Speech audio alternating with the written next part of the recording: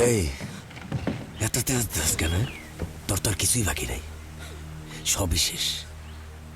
তারপরেও তো তুই আমার কথা শুনতেছিস না, পোষ মানতেছিস না।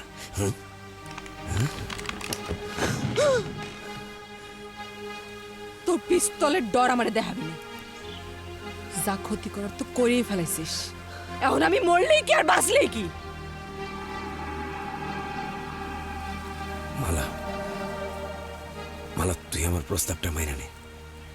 আরে বেশি কিছু না, মাঝে মধ্যে তুই আমার ঘরে একটু যাবি, তাইলেই তোর এখান থেকে মুক্তি। তোর আশা সেই কোনোদিন পূরণ হবি না, আমার মন তুই কোনোদিন পাবি না।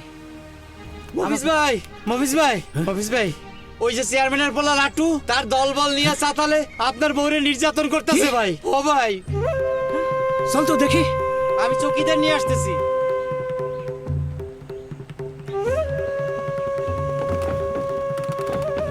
হ্যান্ডেল কই, কি দিয়ে স্টার্ট দেবো?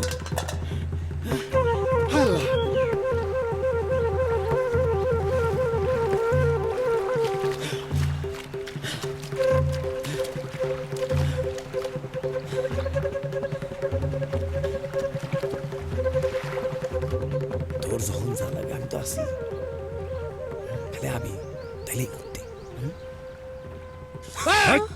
খারাপ খারাপ একদম ভালো। একদম নড়বি না। ওই লাটু, লাটু জানোয়ার ভালো হইব না। এই মফিজ, আর একটা কথা কইলে তোর আসমানের পরীরে কিন্তু আবার আসমানে পাঠাই দিমু। এই নড়বি না, রকি মার।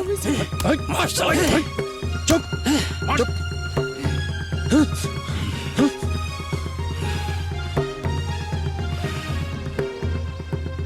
মফিজ,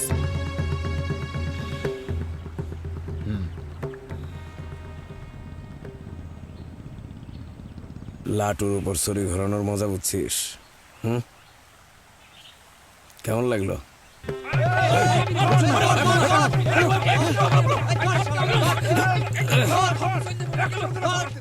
ধর ধর।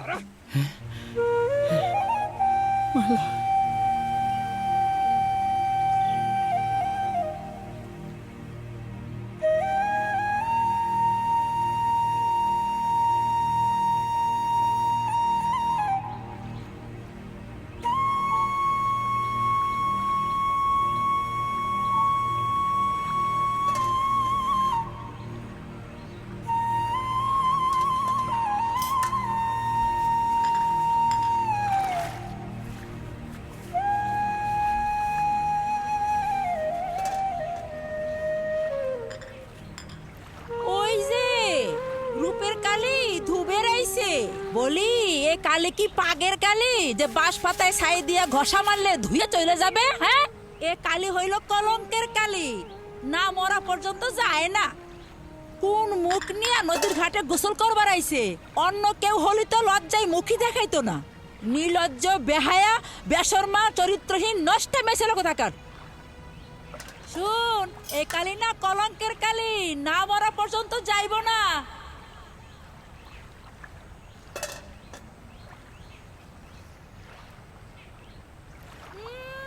আইসে ঘাটে গোসল করবার শখ কত।